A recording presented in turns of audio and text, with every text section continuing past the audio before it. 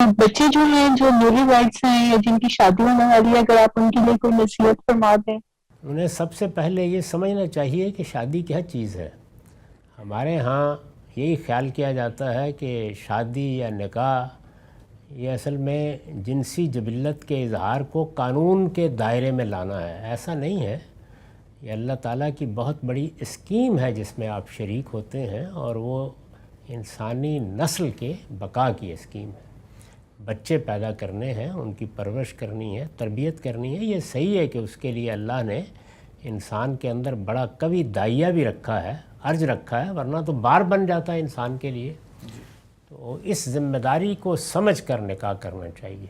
यानी निकाह क्या चीज़ है और ये कितना बड़ा और कितना गैर मामूली इदारा है, इसकी ज़िम्मेदारियाँ कितनी गैर मामूली हैं, ये वो चीज़ है जिसको बच्चों को समझाने की ज़रूरत है, बच्चियों को भी समझाने की ज़रूरत है, ताकि अवाइल शबाब में जब जज्बात का गलबा होता है तो वो गैर ज़िम्मेदाराना फ़ैसले न करें। सबसे बुनियादी चीज़ ये है।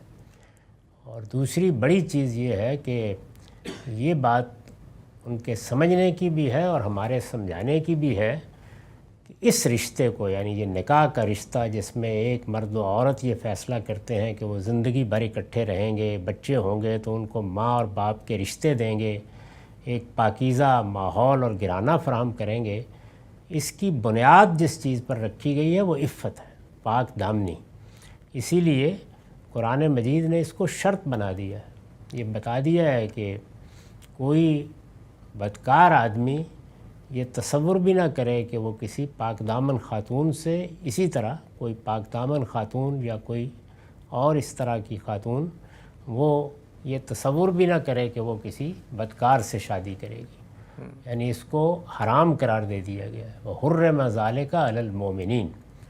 तो ये समझना चाहिए कि असली चीज़ क्या है, इफ़्फ़त। उसको हर हाल में कायम रहना चाहिए। उसमें अगर खुदा न खास्ता कोई गलती हो जाए तो आदमी को फ़ौरन पलटना चाहिए, क्योंकि ये ख़ानदान का इदारा इफ़्फ़त के मुहकम रिश्ते ही से बंधा होता है।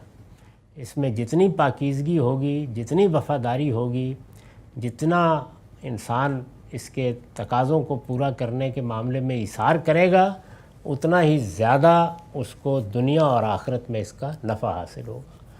और दुनिया में भी इंसान अगर बुढ़ापा अच्छा गुजारना चाहता है और अपने घर में वक़ार और इज़्ज़त हासिल करना चाहता है और अपने बच्चों की निगाह में भी एक आइडियल बाप के तौर पर ज़िंदगी बसर करना चाहता है, तो इसके लिए सबसे बड़ी चीज़ माँ के लिए भी बाप के लिए भी इफ़्फ़त ही है, जिस हद तक भी इसको मलूज़ रखा जा सके।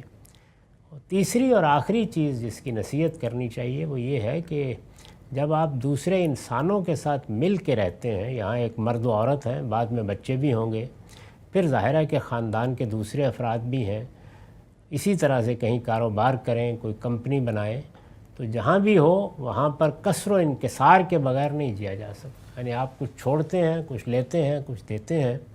अगर ये चीज़ ना हो और आदमी सिर्फ़ लेना ही जानता हो तो वो किसी भी इदारे को तबाह करके रख देता है।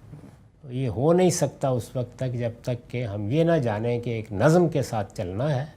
अगर कोई आदमी ज़िम्मेदार बनाया गया है तो उसके साथ हमारा रवैया वफ़ादारी का होना चाहिए, मोहब्बत का होना चाहिए, एहतराम और इज़्ज़त का होना चाहिए, और एक नज़म और नज़म के तकाज़ों को पूरा करते हुए शान के साथ ज़िंदगी बसर करनी चाहिए।